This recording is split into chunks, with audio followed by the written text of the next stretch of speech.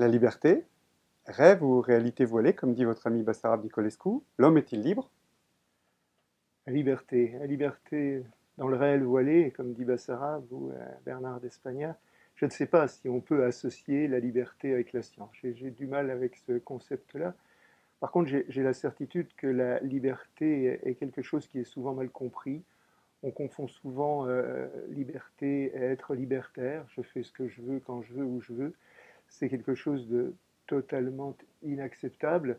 La liberté de soi-même, elle commence par le respect de l'autre personne. Elle commence par la possibilité de faire des choses qui ne sont pas uniquement personnelles, mais qui sont dans la communion avec l'être qui nous est proche, ou vu sous un autre angle, peut-être avec quelqu'un que nous ne connaissons pas. Il faut aussi avoir la notion que nos actes peuvent engendrer chez une personne que nous ne connaissons pas quelque chose d'agréable ou de désagréable, mais en tout cas qui n'est pas neutre.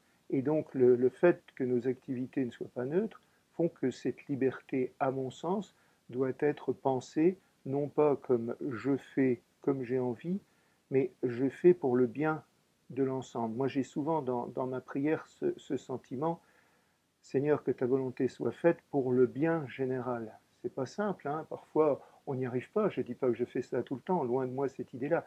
Mais c'est un peu ça pour moi le sens de la liberté. C'est un petit peu aller vers quelque chose qui soit extrêmement précis dans notre tête, mais qui ne nous laisse pas aller à des débordements totalement improbables, qui sont malheureusement, je trouve, un peu le fait de notre société actuelle. Quand on entend parler certaines vedettes du showbiz ou du sport, on a cette notion d'une liberté qui est totalement, dont l'autre est totalement absent. Moi, ça, je voudrais le rejeter et j'aimerais qu'on puisse pouvoir travailler sur une vraie forme de liberté. Voilà. Merci Francis.